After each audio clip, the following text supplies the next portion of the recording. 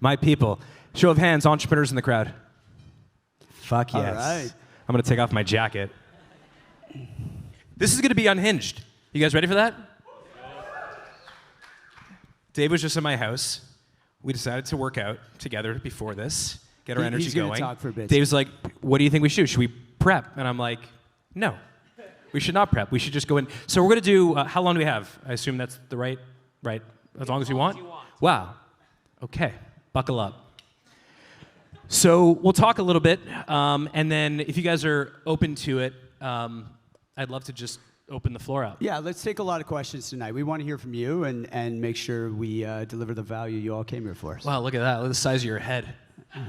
Jeez. It's big. It's a lot of us. Okay, so let's start with this. What does an egg stand at the Montreal Farmers Market, a $500 million a year suit company, the largest tea brand on the planet, and Canada's largest company have in common? Montreal, Canada, totally.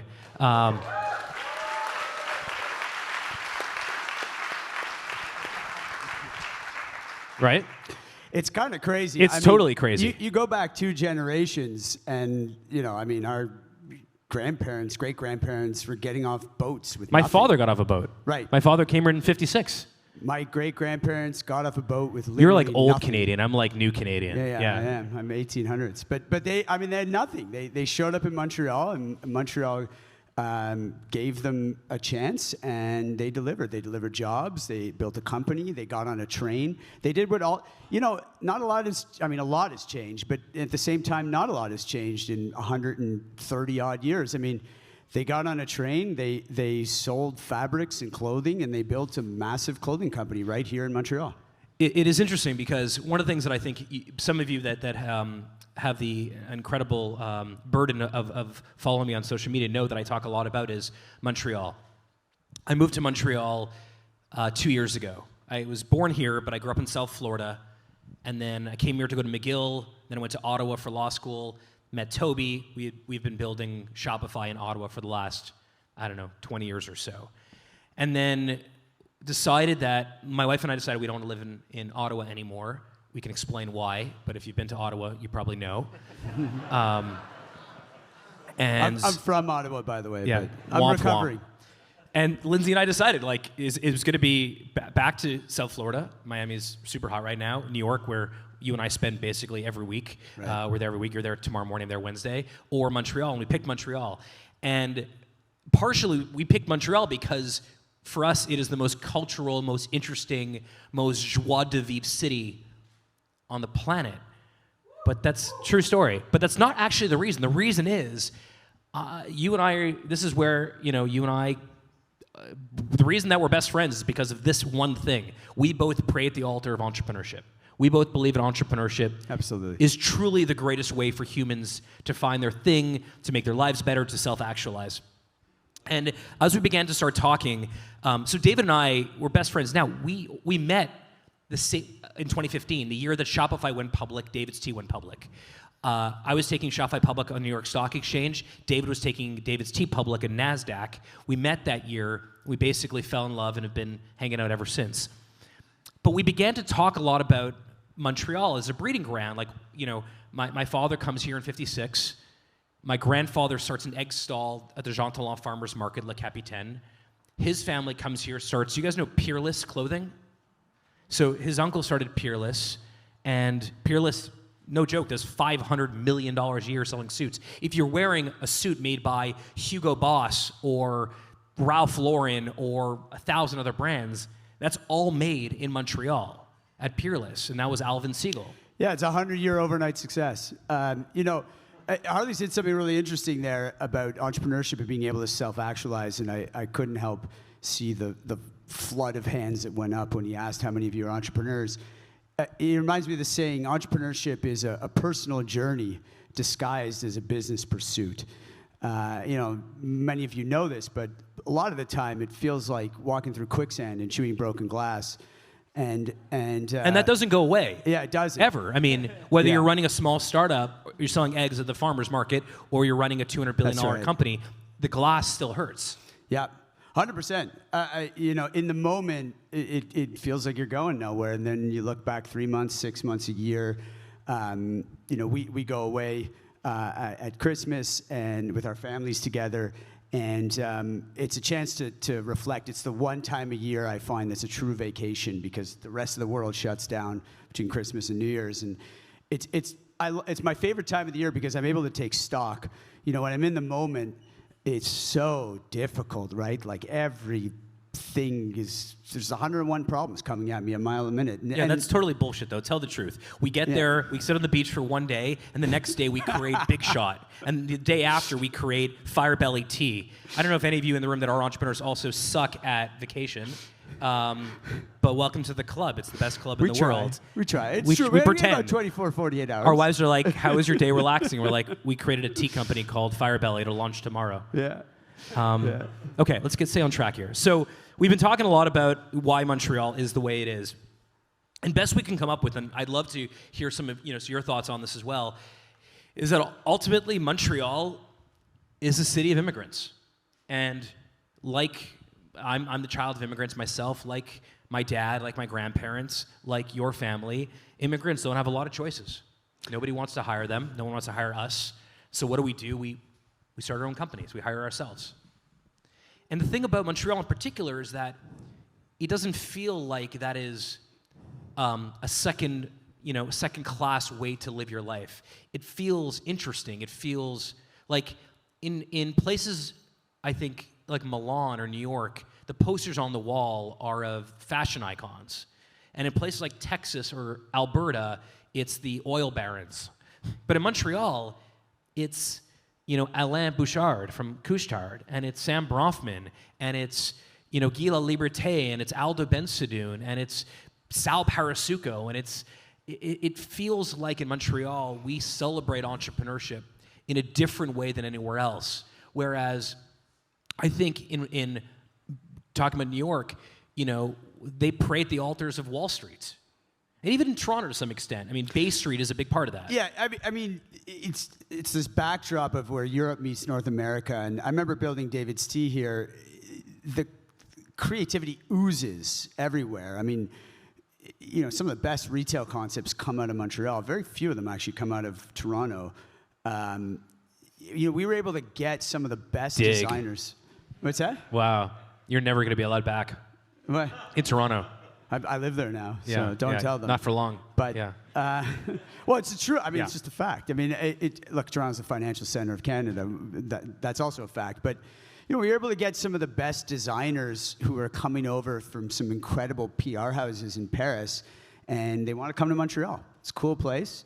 It's a way for them to feel a little bit like home, but also you're in a different place. You're in North America. And just the level of creative talent here is unbelievable, and it just creates some remarkable businesses, especially in some of the sectors that are non-financial, right? Yeah, well, that's what I think is so interesting. It doesn't get a lot of attention, but how many of you have actually been to Chabanel? All right, that's great. In most of these rooms, they have not been to Chabanel, and Chabanel to me is ground zero. It is the epicenter of entrepreneurship. Why? Because more than any other industry, the apparel industry or the needle industry, or what Dave and I call the schmata business, which is what our grandparents called it, has very low barriers to entry. There is no major investment needed to start a t-shirt company. And I think part of the reason why you see so many companies come from that, I mean, to some extent, even the largest companies that are outside of that industry started there. They made money and then expanded. Andrew Lutfi, who's CEO of Dynamite and Garage, who also created Royal Mount, an incredible entrepreneur. He owns the Four Seasons here in Montreal as well. He's a very close friend. He told me that when he first brought El Catterton, which is Michael Chu and Bernard Arnault's private equity fund. They're the basically ones that have helped fund the Royal Mount project here in Montreal. When Andrew brought Bernard Arnault here and brought Michael Chu here, he showed them the Montreal landscape. He showed them the demographics, and they were blown away. Now, these are people that spent all their time looking at retail, but Montreal wasn't necessarily on their radar until Andrew kind of showed them what it was. The reason I'm telling you that story is because one of the things that is, I hope, is a takeaway from tonight is that is our responsibility. All of us. Yeah. I mean, Elise does that better than probably anyone. Elise from Taste Ed is here, who's one of the greatest, food bloggers on the planet, one of the greatest champions from Montreal.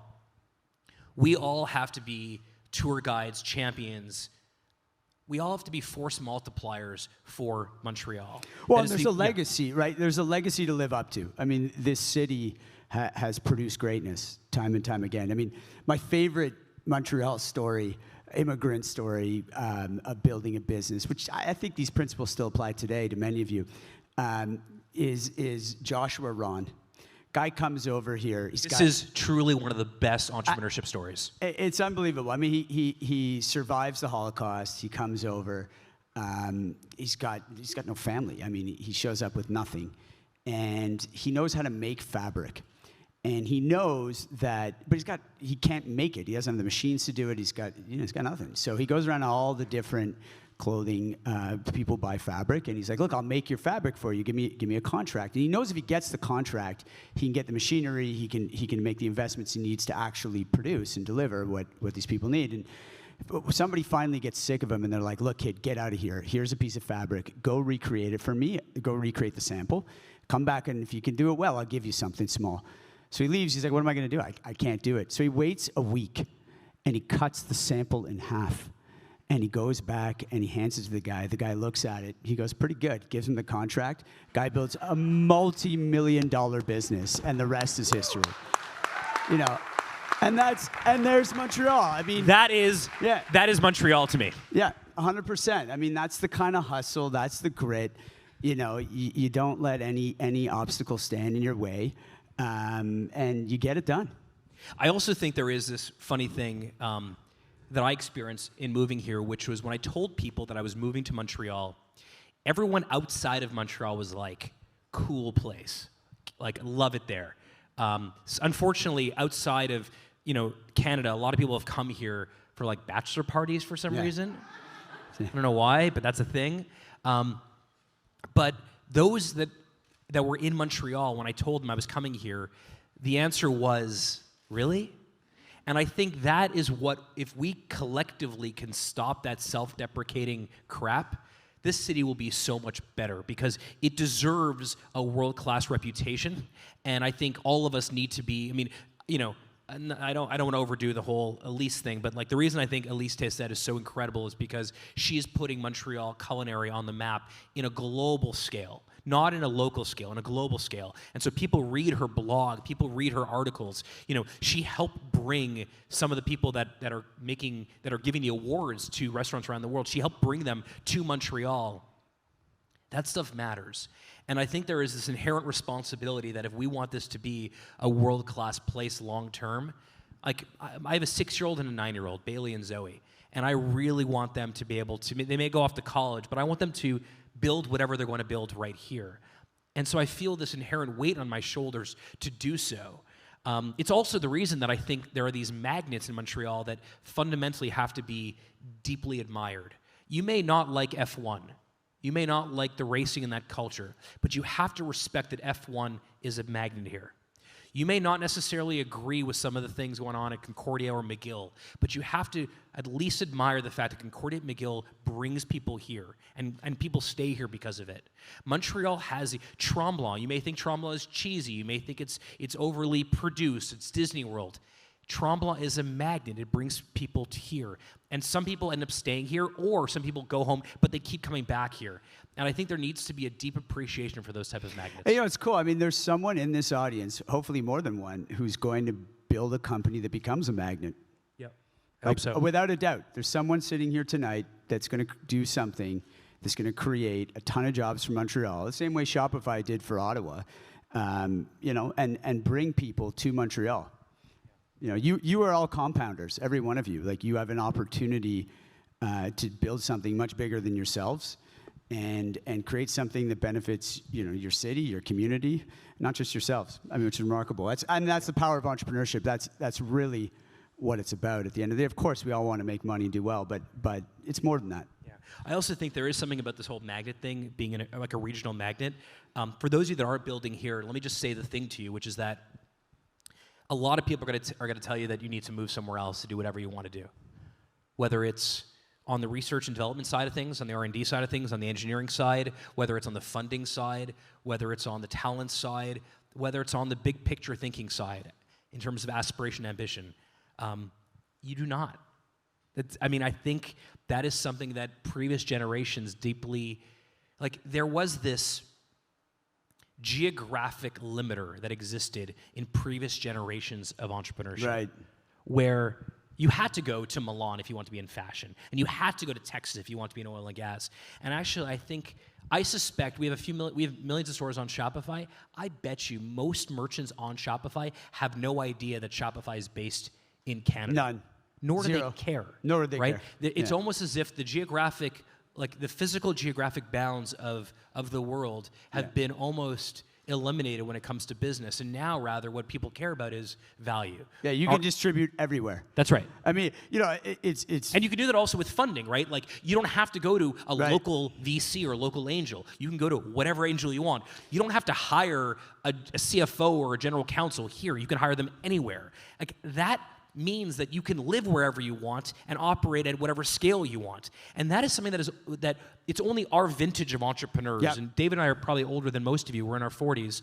But we're like the first vintage of entrepreneur that can build, multi-billion-dollar companies and live anywhere the fuck we want. I mean, even when I was starting DAVIDsTEA, Toby was selling snowboards. We had a web store. That's what we called e-commerce. And it's like, oh, you have a web store. But you needed a physical store. If you wanted to sell in Toronto, you need a store in Toronto. You couldn't, there was no other way to do it. And you're 100% right. You can live in Montreal, sell all over the world. Money too. Yeah. And I think actually that dynamic is really, at least that's the dynamic I think about, which is what location am I going to be happiest in for me and my family? For us, it's here. But that doesn't necessarily limit how I think about the size, scale, or scope of whatever we're building. Even our little, tea company that we have now, Firebelly, we never said it was a Canadian company. No. We never said it was an American company. We just said, let's build a really beautiful high-end tea company and sell all over the world. And we have customers all over the world now. That is something that and you won't necessarily get that if you ask mentors and advisors of an older vintage. They will tell you that you have to be in a particular place, that FaceTime matters. And I think you need to get out of your house and travel and meet customers and meet investors and meet your board. I was saying earlier, I don't know if you know this, but Dave's president of a company called Highbeam, which is one of the greatest fintech companies on the planet. How many days a week do you spend in New York right now? I'm there every second week. So, but you live in Toronto. I live in Toronto, yeah. That I think is available to us. It's my wife's fault. She's from Toronto. Yeah, it's okay. They're not hating on you. Montrealers don't hate on Toronto. We should hear from these. We got to take some questions. So let's take some questions. Before we do that, last thing I want to sort of maybe just hit on. The photo up there, that I think that photo, one of them, maybe yours is, that's from a little project Dave and I have called Big Shot. I just want to talk about Big Shot for a quick second. Big Shot is a very personal project that Dave and I started creating about 3 years ago. And Big Shot is a celebration of, on its face, it's an archive of the greatest Jewish entrepreneurs of the last 50 years. But that's not actually what it is. Big Shot is a celebration of the immigrant journey. People that come from nothing, that have built empires. People like Linda Resnick, who literally was unemployed until she created Fiji water and pomegranate juice. Or Izzy Sharp, who was running a tiny motel in the worst district, red light district of Toronto before he created the Four Seasons Hotel Company. Or we just interviewed, you guys are the first people to know this, Michael Ovitz, who basically created Hollywood. He created creative artist agency. And what's amazing when you talk to these people, we've now done about 25 episodes. 25 episodes. We're actually going on Wednesday to New York to film 2 new episodes and 2 amazing people. What you realize when you meet these people, also they're all around their 70s, 80s. Izzy Sharp is 93. Charles Bronfman's in his 90s. Aldo's in his late 80s. You meet these people. What you realize is none of them had any type of unfair advantage other than quite the opposite. Sheer hard work. Well, I'm glad you brought up Big Shot. It's a great show, and if you're all inspiring entrepreneurs and aspiring to build big companies, you are entrepreneurs. You'll love it. The biggest takeaways for me, first of all, these people started with, literally nothing. Some of them abject poverty. Eddie right? Sunshine was born in a displaced persons camp called Bergen-Belsen. Yeah. Okay. He came here without a penny to his name. His father hid one diamond in the sole of his boot, and Eddie went to create what is the modern day REIT, it's called RioCan. But he basically invented the real estate investment trust. He's one of the wealthiest Canadians now, and literally within one generation, he went from like refugee camp to being Eddie Sunshine. It's remarkable. To one of the biggest REITs in the country. The biggest takeaway for me, though, which I think applies to all of you, is these people are 50-year overnight successes. I made that joke earlier, but it's a true thing. They'll tell you in a sentence, like, yeah, and then the 70s came, and we almost went out of business. And you're like, oh, okay, the 70s. That's like a decade, right? Like, so imagine waking up every morning during stagflation where you're effectively, like Eddie Sunshine was broke in the 90s. Like I was broke. The early 90s, bad time. He kept saying bad time in real estate. And each one of them has this story where at some point in the journey, they hit a monster, like Bobby Brown Cosmetics. 7 years she was dialing out of the yellow pages to try and, to sell her products. These people had enormous resilience. They remained in the present moment constantly. They had this unwavering belief in the process and would just keep going. And it's across the board. Yeah. It's an interesting story about Bobby Brown. So Bobby Brown, Dave's right, was basically cold calling makeup companies and magazines to see if she can do makeup for these photo shoots. Eventually, she started to build. In 1993, she gets acquired by Estee Lauder. Ronald Lauder met her at his penthouse in New York. She signed the deal. They gave her a 25-year non-compete. She put the dates of the non-compete on a necklace, and she wore it for 25 years. On the 25th year plus 1 day, she grabbed her son Cody, and she started Jones Road. That is what these people are all about. She never had to work another day in her life, but they're still going. Dave and I went to Beverly Hills last year to meet Linda Resnick. Went to her, Place Versailles. It's like Place Versailles. It's like insane. She did Fiji water, pomegranate juice. 75% of all pistachio nuts in the world come from a wonderful company. That's Linda Resnick. And you have to see these people. At 75 years old, they're still grinding. 85 years, they're still grinding. They're still trying to figure it out. And we asked one question to all these amazing people. When did you know that you made it? Every one of them says, I haven't made it yet. All of them said they haven't made it yet. Yeah. These are some of the wealthiest people on the planet today, and they're still doing it. That is, I believe, the heart and soul of an entrepreneur. And that's what I think makes entrepreneurship so remarkable. I think one of us with Linda Resnick at one point was asked her something about work-life balance or work-life harmony or whatever. She's like, honey, I work 7 days a week. That was it, and but for them, work is it's their lives. This is who they are. It's not about the money. They're builders. They're creators. They want to produce, and they do it day in, day out, rain, shine, good times, bad times. They keep showing up, and here they are at 90, and you see the compounding results and the amount of wisdom. And just sheer toughness. They're built differently, right? They're built differently. We interviewed Mickey Drexler. Mickey Drexler is he's like retail royalty, okay? He created J. Crew, Old Navy. Yeah. He ran the Gap for 25 years, was on the Apple board with Steve Jobs for 20 years. Amazing man. We talked to him after the interviews. We're walking him to his car, to the elevator. And we're like, so what are you up to today? And he's like, tote bags. We're like, what? He's like, I'm going to make the world's best tote bag.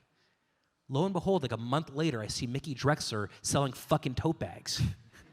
It's called Alex Mill, and it's like what their big product is tote bags now. So before I turn over to the audience, I want to end on that because one of the things that David and I love being entrepreneurs. We've been entrepreneurs our whole lives, but one of the things that has been amazing about the Big Shot project is that we get to see these entrepreneurs 30, 40, 50, 60 years after they started.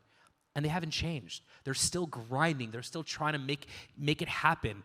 They're still trying to figure out their own version of balance in the world.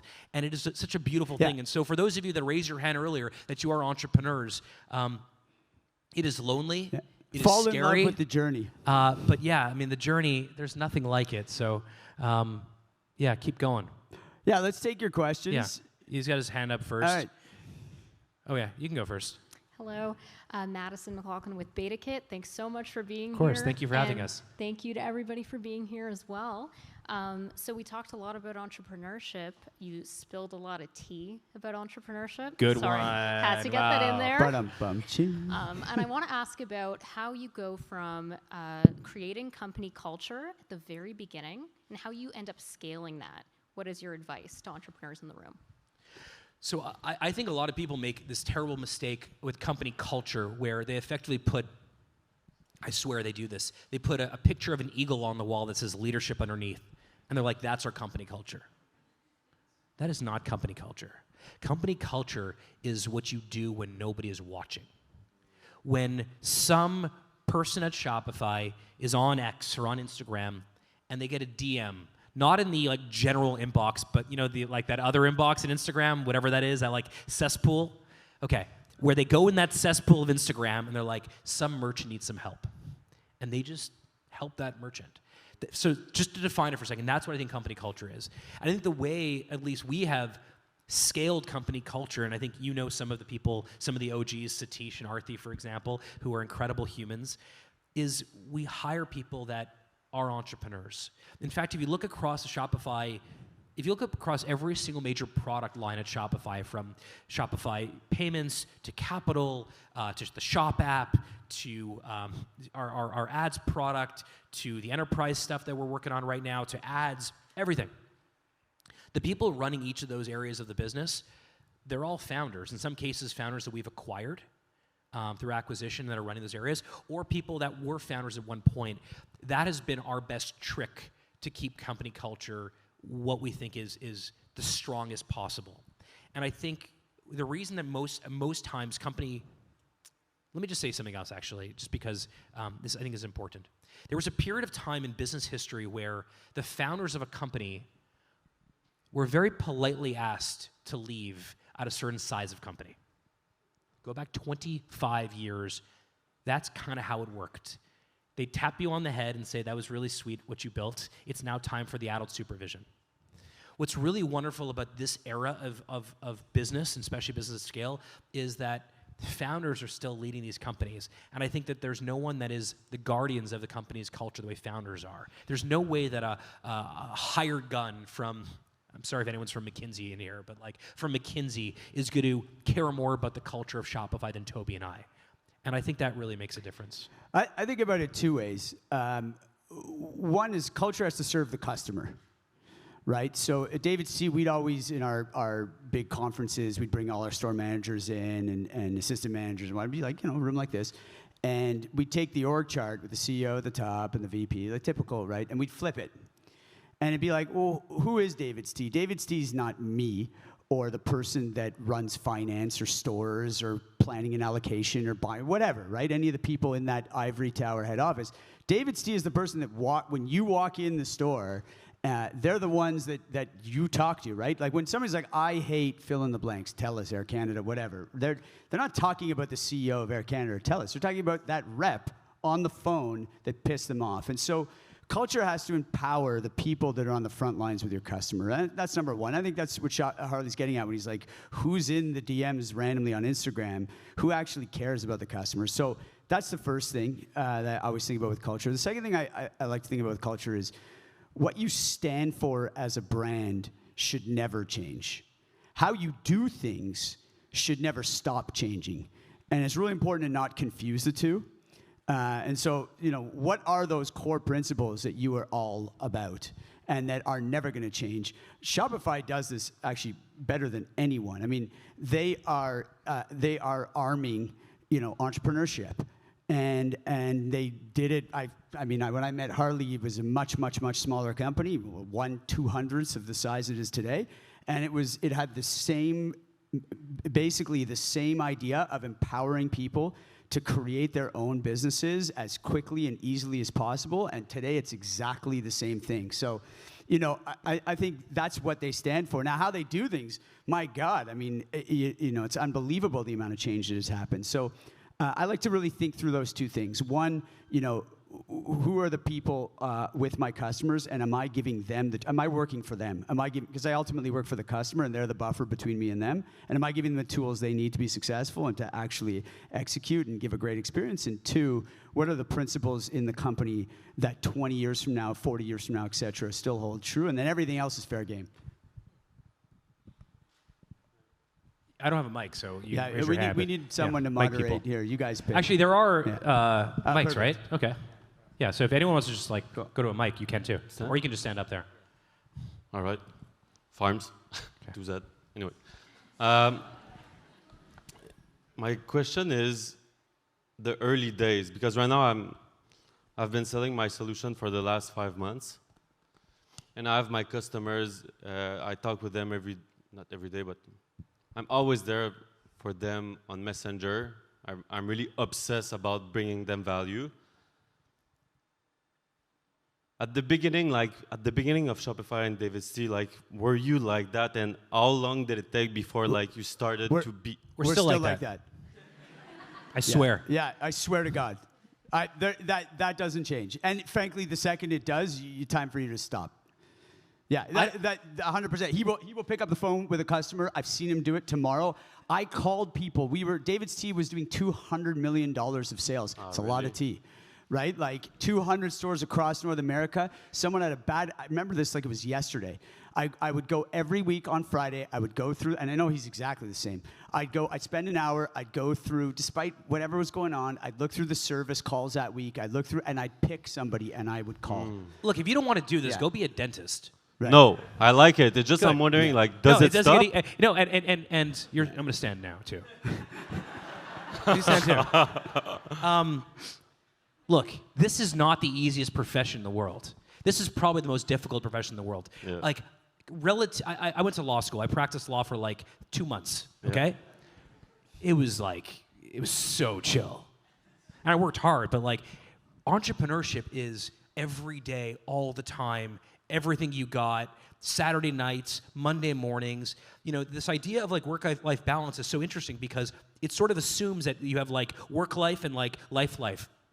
No. The life of an entrepreneur, Monday morning sometimes feels like Saturday morning, and often Saturday morning feels like Monday morning. And it's all kind of just mixed in together. But unequivocally, the companies that I've seen that have done the best, by far, it's because the people in charge just outcare everyone else. There is this give a shit culture that I think really, really exists. And I don't know anyone who's had real success otherwise. People idolize, and you can have your own opinions about whether or not you like him or not, but people idolize Elon. Why do people idolize Elon? Well, first of all, if you look at the top, I think 10 private companies by valuation in the US, I think 3 of them he's created. So it's incredibly impressive. But his give a shit quotient is so far beyond most people's that it's very difficult to compete with someone like that. Now, Howard Schultz has a saying at Starbucks that we took at DAVIDsTEA because we. Can I sit or? You can sit now. Yeah, you can sit. Yeah, it's just Wow, good sport. He had a saying that we hired a bunch of Starbucks execs and they taught this to me and I think it's very, very true. He calls it the beauty of the and. So in business there are tons of situations that on the surface feel like ors. Right? I want you to cut costs and increase sales. I want higher margins and lower prices. Right? So and you look at it and you're like, are you kidding me? But it's the beauty of the and in business. How you create value in business is through the and. It's by doing two seemingly things that you think are contradictory and making them work together. And so if your business is growing, what we're not saying to you is you can't strong-arm it forever on your own. You obviously need to hire great people. You need to put in place processes and structure. But structure has to facilitate the very things that make you successful. And yes, you'll still call customers 100%, and you'll still talk to them, and you'll still maintain those roots with the front lines, and you'll be thinking about it 24/7. But no, you can't build you have to do both. You have to both scale the business, put at Highbeam right now, we're growing like crazy. We just raised a $30 million Series A. We 4x the business in the last year. Flex. Yeah, we do banking, cash management for consumer brands. It's in the U.S., so I'm not selling any of you. But right now, I'm hiring 5 people. We're dealing with 6 onboards. you know, like you got to do both. Like there's no ifs, ands, or buts. I was working all weekend, and I don't have to do this shit anymore. Like I don't, you know. Like I did well, you know. But I'm still doing it. What else are you gonna do? You gonna go clean teeth? I mean, Friday's off, you know. All right, who we got next? Okay, good. Hi, Greg. You can say sitting. I'm gonna get up. I'm gonna walk around. You go, I'll tell you what. On this side of the room, I'll stand up. I'll make my Greg grand Silas, entrance. Typhoon Lounge. So I've seen you speak a couple times, Harley, and I'm going to frame my question a little bit here because I've known a lot of entrepreneurs in my life, like you, from small guys to billionaires, and very few actually step away from their business and give a lot of time to things like this, and also about talking to the government about reform. You've done a lot of this, which I appreciate. Hopefully a lot of people here also appreciate. And so it circles back to a very specific question, in this case, Shred, because it affects my next business. Oh, I love talking about Shred. I know, I've read about that quite a bit. Yeah. You're really ramping me up here. Yeah. And so I'm on the same wavelengths and trying to do something about that. But my question to you is, how much fruit is bared from all that activity with the government? Actually getting anywhere? Do you actually sit down with the government? And is there a timeline for change? What's your name? Greg Silas. You sent me a great email today, right? Letter. Yeah, letter. Sorry. Oh, yeah, sorry, letter in the mail. Yeah, you got it. It was amazing. I got it in my office. I was like, who the hell sending me a letter? That was you. That was me, Wow. yeah. Brilliant, yeah. And I think, I read the letter. So I think your friend also is a Shred consultant, right? Something like that? Yes. Yeah, okay. So, And she hates it. She because of her, we're getting into this other thing. Yeah. so how much is, look, I mean, I was going to say, like, this is a private group discussion, right? I can say whatever I want, but I can't. I will say this. There has been more engagement. I have felt more engagement in the last 6 months than I have in the last 16 years when it comes to government. Do you guys know what SHRED is? SRED? Many of you do? Okay. So here's the quick gist. We give out $5 billion, the Canadian government gives out $5 billion a year in SHRED credits. 80% of applications are filled out by a consultant because the application process is really complicated. Therefore, of the $5 billion, 20 to 30% of it doesn't go to entrepreneurs. That's insane. That doesn't make any sense. So I put together this proposal, this memo, and I was like, there's literally, if you look at the memo, there's literally wireframes. Like, this is how onboarding should look. These are the questions you should ask. And we handed it directly to Minister Champagne. I mean, I've never done that before. How long ago was that? 10 days ago, 12 days ago. Okay. So, I mean, give him a second. But the fact that I can even give a memo with wireframes to the finance minister of Canada, I never had that opportunity. Now remember, I was in Ottawa, like, for a long time. So we should have had this engagement. So don't judge based on activity, judge based on outcome. I don't know what the outcome is going to be, but I am a card-carrying optimist. I think as entrepreneurs, we have to be optimists generally. I think pessimists sound smart. I think optimists win the race. So I'm optimistic this will go somewhere. If it doesn't, I'm going to stop writing stupid memos. But if it does, I'm going to keep writing it. And so far, the engagement levels have been 10x Well, I what they were. appreciate the outreach. That's the point. It's good. Thanks you. for All that. right. Yeah. Who we got? All right, I think we're standing. Oh, you got now, this well. Huh? You're standing too? I'm gonna stand. All right. Okay. I'll bring my A game. Yeah. Who we want? Yeah, go ahead.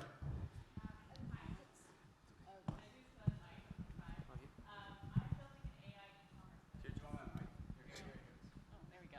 Thanks. So I'm building an AI e-commerce business. Let's sit here. Have a seat. Come to my Oh, it's TED reserved Talk. for us. So I'm building an AI e-com business, and I'm curious. Building in Canada, I have a lot of international, traction. What are some of your guys' challenges, or what have they been building in Canada? Tailwinds, headwinds. Like, what are some things that you've overcome? That you can kind of share with the crowd. I mean, to build I these could huge definitely take businesses. this. I built in Canada. We had 150 doors in Canada, and then I went into the States, and the American customer is not the same as the Canadian customer. We on the surface we seem very similar, but I'll give you a little DAVIDsTEA story to illustrate the point. Like the cup. How many of you have been in a DAVIDsTEA before? Wow. The welcome. cups. Yeah. The cups of tea that you would consume, within an hour, let's say, of buying it, right? You either buy it to go or you have it in the store. That was 10% of the business at David's Tea. David's Tea, you walked in, you guys have all had the experience, smell this. You're waiting behind someone who's smelling all those teas. You're like, whatever, you walk up, the next thing you know, you're both smelling, you've never met this person, Sue's talking to Jane, Mike's over there, everybody's friends, right? That works in Canada. You spend 20 minutes, you walk out of there with $70 worth of tea, you wonder what the hell happened. And the Americans, though, we went into New York. So 2 things. Don't bring your plate to Broadway till you're ready. I'm not sure I would have gone to New York so fast. Second thing was, we go to New York. We open on Upper East Side. We open on Bleecker in the West Village. And right away, that cup of tea is like 70, 80% of the sales. Because in New York especially, you come in, you're like, hi, welcome to David's Tea. Do you drink your tea loose or in tea bags? They're like, whatever. Give me a green tea, and I got to get out of here. They wanted us to be the Starbucks of tea. They wanted a food and beverage concept, and we were a retail concept, right? We were a gifting concept. And we made one of the biggest mistakes. There was a backdrop in the company at the time that I think caused the mistake, but it was a big one where we said, no. We're going to teach them how to drink loose leaf tea and make it at home.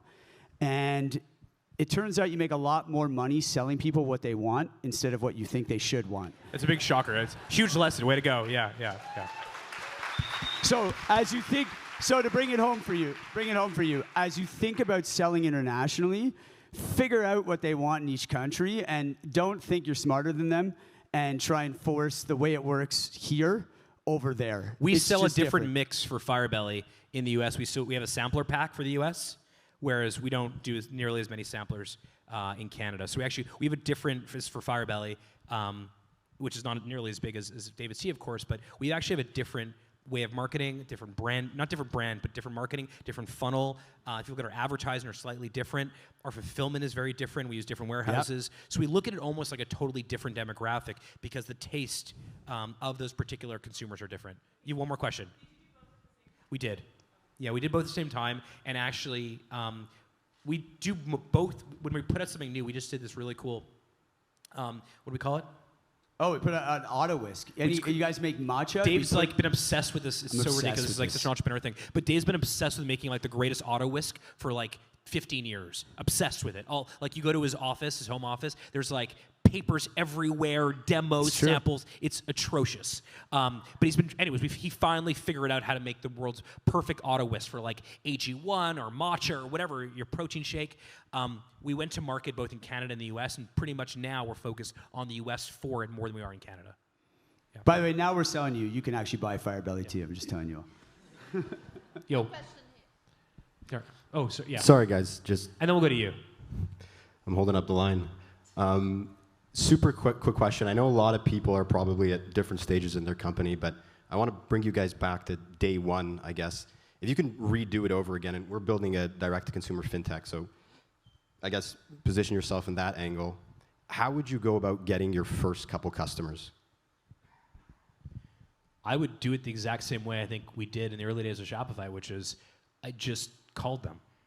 I'm still calling them now.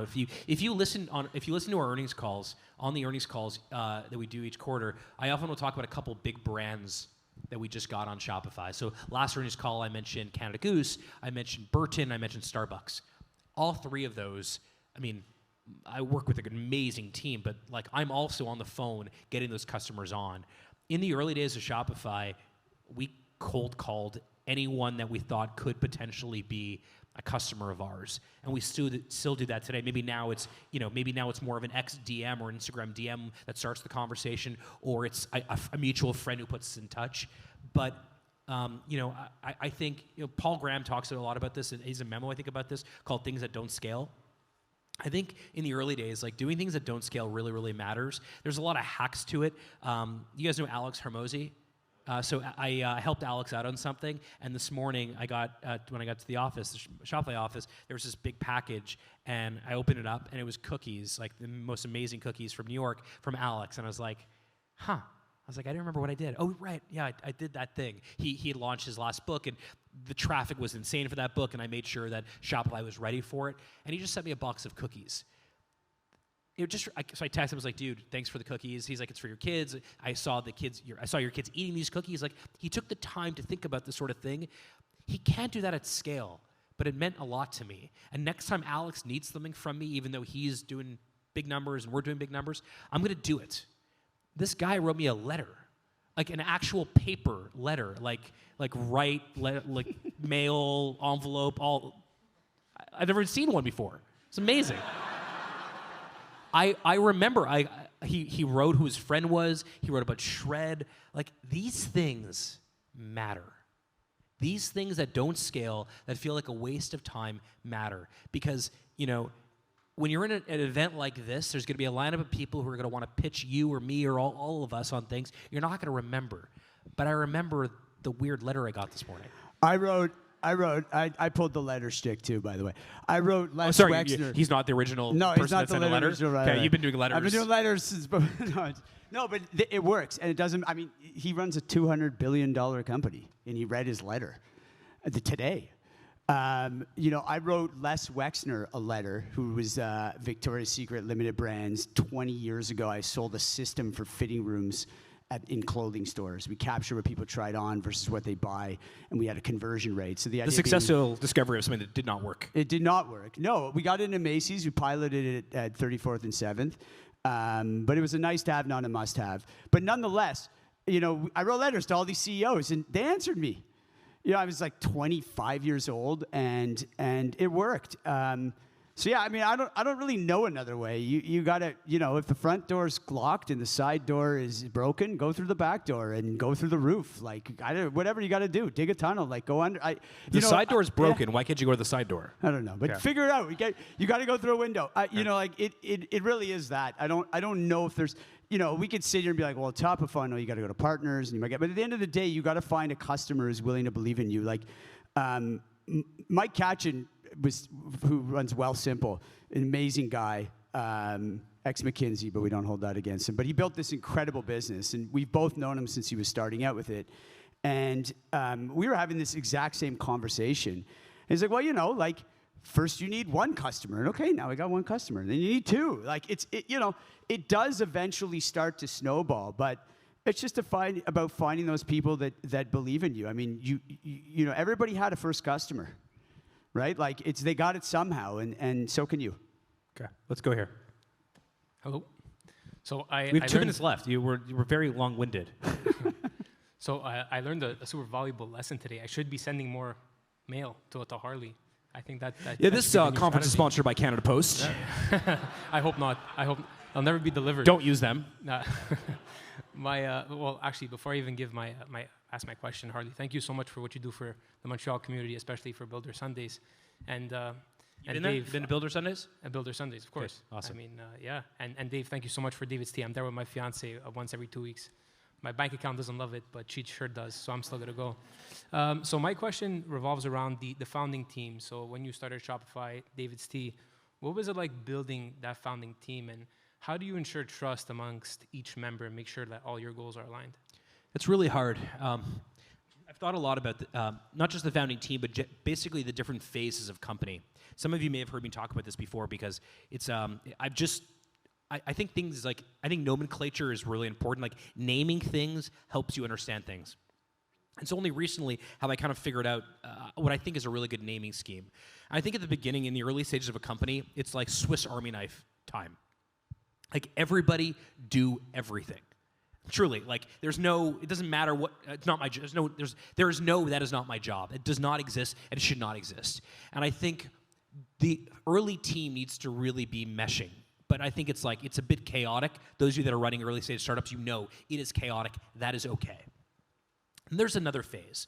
And the second phase to me is more like triple threat phase, where every one on the executive team or leadership team kind of figures out 2 or 3 things that they are pretty great at. And that, to us, I was kind of around the IPO time. It's kind of when I met Dave. I was chief operating officer of Shopify. I was doing some sales and marketing, and there was partnerships and BD, and there was a bunch of teams I was kind of working on. And then I think there's a third phase, which I think we're in right now at Shopify, which is really this spiky object phase, which is that every one on the executive team begins to really figure out what is their sharp point. What is the one thing that they believe they can be truly world-class at? And their only job is to sharpen that point so they get better and better and better. And you can see that. You can see glimpses of that at Shopify today. You can see Toby spending way more time on product and me spending way more time on storytelling outside, external stuff. So I think it depends on where you're at. But that early team, just to say the thing, like, if they want to continue over a long period of time, this is my 17th year at Shopify. I'm 41, so I've been at Shopify for half of my life almost. There's a requalification that has to take place. And the reason I think you have to use terms like requalification is that if the company is growing at whatever rates your companies are growing, I mean, some of you are probably growing your companies at 100% growth. That means that everyone in your team must grow at an equal rate or faster rate to the company growth. That's really, really hard. So the requalification discussion that all of you should be having with yourselves, but also with your teams, needs to be about, okay, that was great. This next phase, are you prepared for it? And if you're not, no problem. Like, we will find other people. But you have to be self-aware sufficiently to say, this next phase is not for me. And you've seen that with our team. We've had people come and go, and everyone that leaves, they don't leave because they're not good. It's just this next phase may not be the right phase for them. Some people don't want to work at a public company, at a publicly traded company. That's okay. So I think the requalification thing really, really matters. But I think knowing what phase you're in is equally important. Yeah. Thank you. Hey, thank you guys both for having this. I really appreciate it. Thanks for having us. You guys, It's a lot of fun. are true inspiration. You having a good time? Yes, Good. absolutely. Okay. That's what we're here for. Not a long time, but a good time. Yeah. So my question is, I read your memo about Shred, Harley, and the platform that you mentioned is like a great idea. It's actually what we're building, but for procurement. And like, asking the government to do it might not be the right approach, especially since SuckClick was costed $1.5 billion, like for a website. Womp womp. Yeah. Yeah. So, and like that was so much less than it took you to build Shopify. So, Yeah. so do you think that there is space there for a private company to do it instead? Well, I mean, a private company cannot just pull $5 billion out of thin air every single year in perpetuity. The government can. Look, just to say the thing, because I feel like there's a bit of a theme, emerging here on this sort of Shred topic. I don't know whether or not this is going to work out the way I want it to work out, the way that I think it should work for all of you. All of you that are doing any type of R&D research, you should be able to go to the Shred website in 10 minutes, fill out the form, and for most of you, should be pre-approved. Most of you. Given what you're doing, you should be able to put in this isn't difficult. Putting in your, connecting it to your GitHub account should sufficiently give them enough indication that you are conducting R&D if you're writing software, for example. So I'm not suggesting that this is the silver bullet. What I am suggesting is if we're going to do this and we're going to say we're giving $5 billion a year to entrepreneurs for R&D research, let's do it in a way that it doesn't go to this consultant industry. Yeah. That's what I'm saying. That and some people, I got criticized for the memo saying, why didn't you tell the government that SRD sucks? I much prefer to work with what exists and try to improve it than try to create this massive forklift change, which is very, very difficult for anyone, especially when it comes to the public sector. And I think there's going to be frustrations that we all have with government, local, provincial, municipal, federal. However, if we want this country, if we want this place we live to be incredible, let's not give up. Let's not just throw in the towel and say Shred sucks, forget it. Rather, let's find a way to draw wireframes and say, if you did it this way, you wouldn't have to spend any more money, and more entrepreneurs would receive more of that funding that it was intended for. And that's what I'm trying to say to you. But could a private company do this sort of thing? Yeah, I mean, there's a lot of companies doing fintech. I mean, Dave's in that industry. I'm not necessarily sure there is someone that can afford to do a $5 billion grant. It's just the website itself should do it. The platform should do it. Yeah, maybe. But again, I believe that the quickest road is the one that is already carved out. If you want to get water down a mountain, carve some divots on the downslope. Don't try to create a brand new mountain. And that's the metaphor that I'm trying to use with some of these memos. Right, got it. Thank you. Quick question. How much longer do you guys want to go? We'll go for a little longer. Yeah. Okay. Yeah. Yeah. Hi, my question is really specifically for you, Harley. I own a gel polish brand. It's a really passionate project for me, and I built a headless website, which was pretty wild considering I have no knowledge in tech, and that's why I'm here tonight. It's very motivating to hear you guys, but I'm here to learn more about tech. So I'm just wondering if there's going to be more support for entrepreneur like me who doesn't have a team of dev internally, but still really want to go and move forward with a headless website. Is there any support? I had huge issues with my sanity. I mean, headless is designed for people that are very technical. Yeah. I mean, good for you for being ambitious. Because I've been too ambitious that is on ambitious. this one. But a headless website is effectively like, instead of buying the 911, you buy the doors and the engine and the car stereo, and you're building it yourself in your garage. And if you love that and you're a hobbyist and you think like you can build a better car than I can build for you, you should do that. Oof. So I felt like I bought a Boeing with no pilot in it. Yeah. So now it's And just like a bunch of like parts on the ground. That's He's saying exa- yes. So yeah. It's my good Okay. friend here. Yeah, so it's been quite of a journey. I guess it was a little innocent moving forward with this project. I did not know. Yeah. But now I have my 2 foot in, and I've walked to your door on La Gauchetière, Yeah. not knowing it was internship there. Yeah. Trying to reach you, Harley. Yeah. So I've been here tonight, Good pitch. coming here I'll tell you what, tonight I go- for I- you, trying to reach you I specifically. love the hustle. I love the hustle. Builder Sundays. I'm not there every Sunday, but I'm there. As those of you that go, I'm there fairly regularly. We had 200 devs just hanging out there this past Sunday. I brought my daughters. We had Dagwoods together while everyone was coding. It's very cute. You should come and hang out there. Also, just to say the thing, what you're describing with the headless experience is the epitome of the sunk cost fallacy. Just because you spend some time going down one particular path, if it's the wrong path, change paths. So that's my second question to you is like, okay, now. Just like, use Shopify. I went through Proper. the bottom. Just use Shopify. I'm on Shopify. No, though. you're using headless Shopify. I've Use been Liquid. Use the thing that we I've built. been a Shopify merchant for 10 years. Okay, Yeah. so. What's your website? What's your online store? Gelcare.com. Amazing. Okay, Yeah. come find us as Builder Sunday. I'd love to help you. All right, thank you. Good pitch. Yeah. Hi. We got I it have up on a the question mic. related to about your guys' journey. So you mentioned about how entrepreneurs continue persist through the way, and some ask the question about how you started. I'm wondering, like in the middle. So, what's the point that you find you realize you are on a right track or on the wrong track, and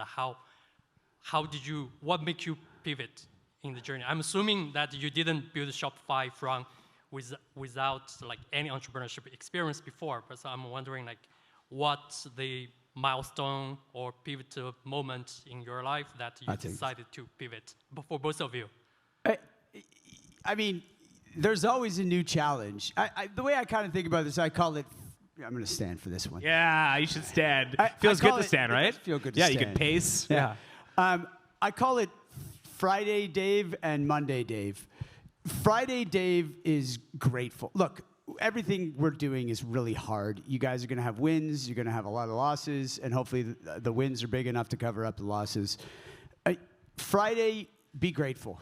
Be grateful that you have the opportunity to do what you do, that all the things in your life that are around to support you. I mean, every one of us here, I'm sure, has some kind of support network. If you know, so all the things that you feel grateful for, that you're fortunate to have in your life, that's what Friday's about. And it doesn't matter if you're at the beginning of that journey or your company's $10 million, $100 million, or billions, or whatever, right? Like, Monday, everything's wrong. There's 101 things you got to fix. Your ambition needs to come out, and that's your job. And you're there to push it forward, to push through. New challenge, new milestone, and it doesn't really matter. I mean, you're trying to get profitable. You're trying to grow sales. You're trying to. I mean, there's. You talk to anyone at any stage, and entrepreneurs, they're always struggling.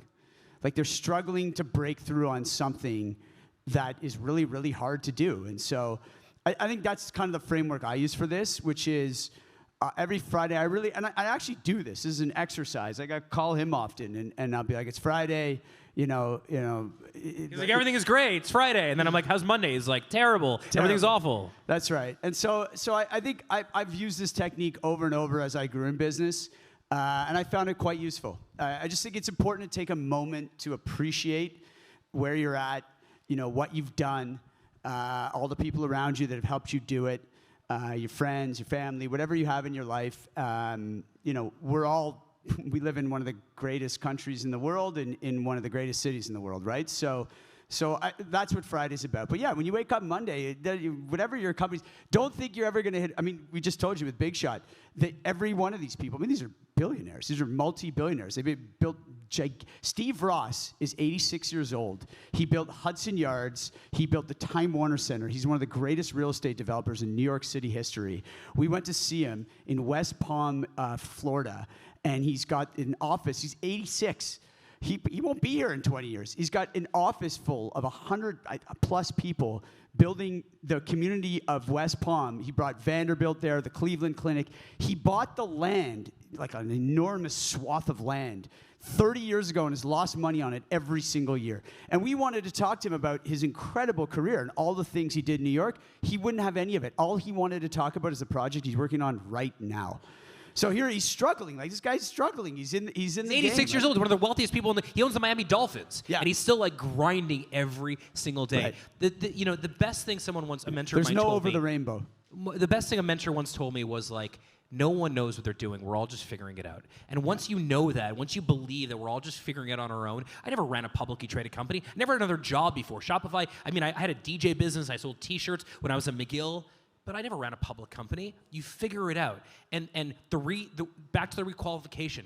I believe that at any point, if I don't requalify, Shopify should find another president for the company. But I really care about this thing, and I believe in this. I believe in this own. Back to Dave's point, that entrepreneurship is a personal growth journey disguised as business, and that's why I think this thing is so interesting. But most of these guys are still figuring it out as we are. Yeah, maybe one more question before we go. Yeah. How about you over there? Yeah, sure. Thank you.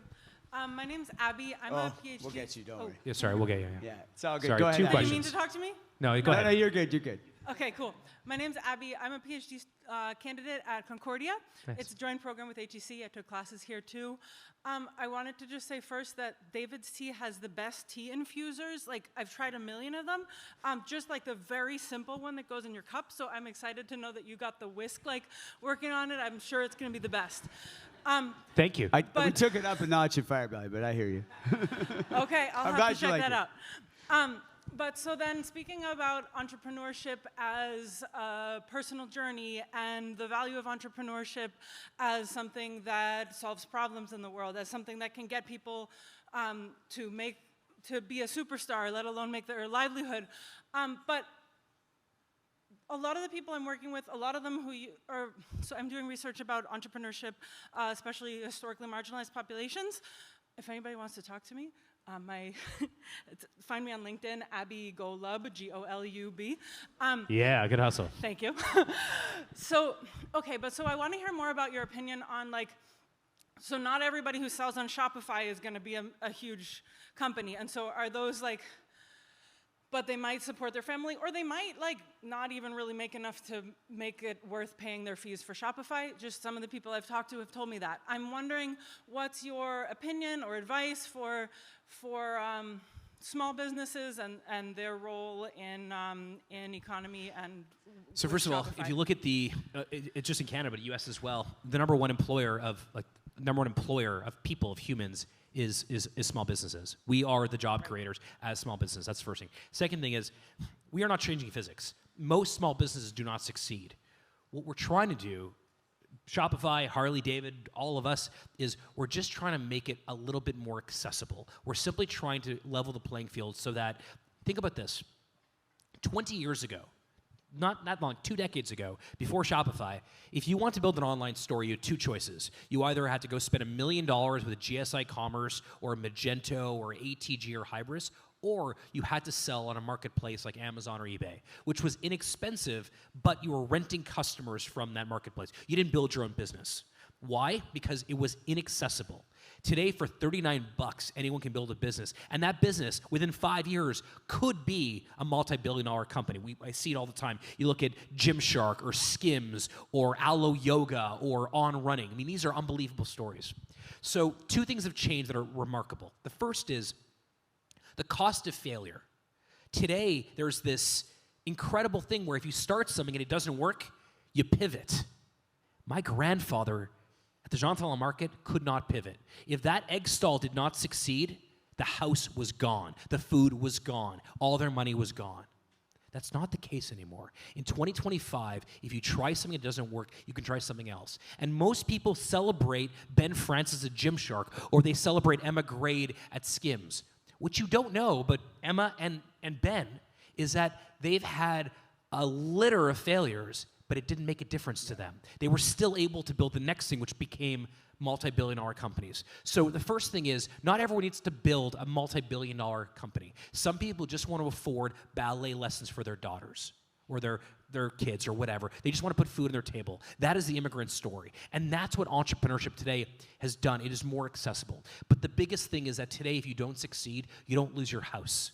You simply lose your $39. You can try something else. And that makes this time right now, as we sit here, the golden age of entrepreneurship. Full stop. All right, you're up. Last one. Oh, here we go. All right, cool. So my wife and I have been spending most of our nights lately talking about what the future of shopping on the internet is going to look like. I'm really curious. Very interesting pillow talk. Yes. Yeah. Yes. Yeah. How you doing, baby? I'm just building on the internet. You're like agentic commerce. Talk dirty to me.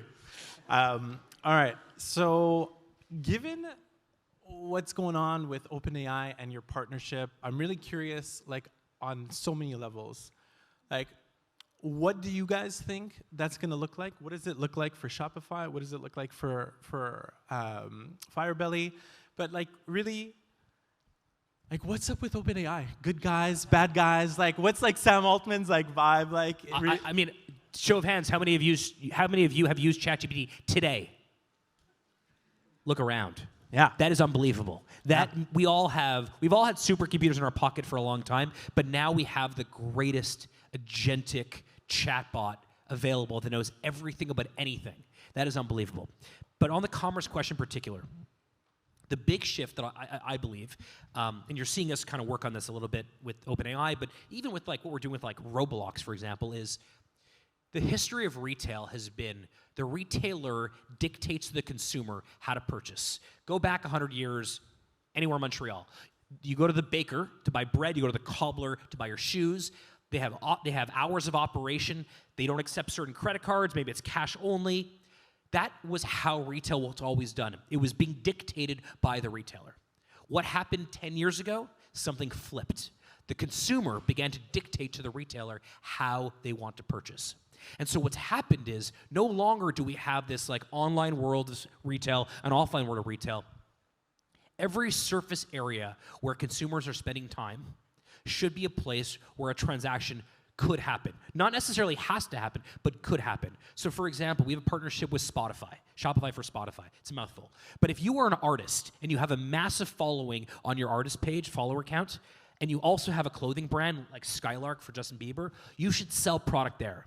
And if you are a company like Fenty Beauty and you have a large following on Roblox, you should sell product in Roblox. So rather than this whole, I am an online merchant or I'm an offline merchant, or I hate this term, but I'm an omni-channel merchant, I think all that's going away. The future of retail is fundamentally retail everywhere, where you might be in the back of an Uber, for example, and there's an iPad that has your entire search history if you want it, and you can browse your favorite stores, or you can see something that's really cool from one of your favorite artists. These things are happening at this amazing clip. I'm wearing these great new sneakers from Tom Sachs, who's one of my favorite designers. For me to get these sneakers, I had to do a bunch of challenges. Okay, Tom Sachs runs Nike Craft. I had to download his app. I had to show him that I was running. I had to submit literally a poem that I had to write, something creative that I submitted. I took all these pictures, and only then did Tom Sachs give me the right to buy these sneakers. And therefore, these sneakers mean a lot more to me than if I just went to a store and purchased them. Retail is at this really interesting time right now where it's unique and different, and it's fun again. You begin to sort of like enjoy the process of, and it's not just buying, it's shopping. There's another side to it, though, that is emerging where, thanks to Shopify and the incredible work that they've done, the mid-market has exploded. Like you used to be a small business or a big business, but now, I mean, the amount there are 147,000 brands between $1 million and $200 million.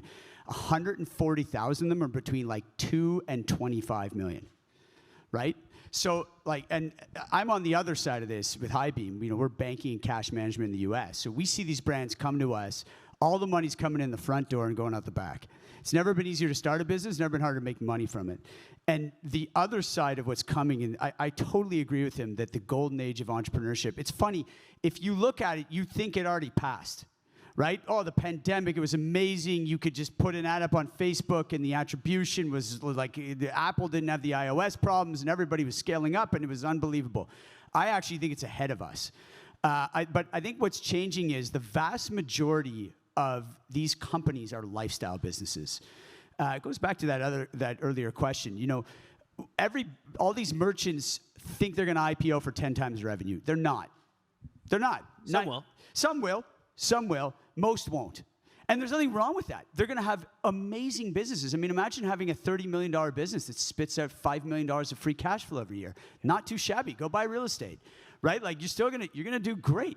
You know, so, and I think what's coming is on the back end, all of these tools through AI, through automations. I mean, we do it with FP&A, we do it through automated treasury, we do it through streamlining AP. We give you the tools that only big companies, at DAVIDsTEA, I had 10 people in finance doing this for me, and today, you're gonna be able to do it with 2. You know, and so that's happening not just in finance, but in all of these different areas where you're gonna have there's so much deflationary forces coming into the business, where as you scale, the cost structure is gonna get sucked out. Let me finish with maybe back to Mickey Drexler, because we love finishing with Mickey Drexler. So Mickey Drexler had a 350-person merchandising team at the Gap, at the height of the Gap in the 90s, and I showed him what Sidekick on Shopify does for what comes included in for $39. And I showed him product description. We took a photo of something, of a tote bag, and I was like, Sidekick, generate me 5 really creative product descriptions. And then I took another photo and I said, generate me 10 different types of photography, perfect photography for the website. What Sidekick does, and this isn't a pitch for Shopify, but what AI is doing for every entrepreneur right now, 350 people inside of the Gap couldn't figure out 25 years ago. That is why I believe this is the golden age of entrepreneurship, and that is why my hope for all of us in this city is that this will be Mecca for entrepreneurship. This will be ground zero, where on a per capita basis, we're never going to be the largest city, but my hope for this city is that on a per capita basis, there's more entrepreneurship and more entrepreneurship activity that happens here than anywhere else on the planet. And with that, we're going to say good night. Thanks very much. Woo.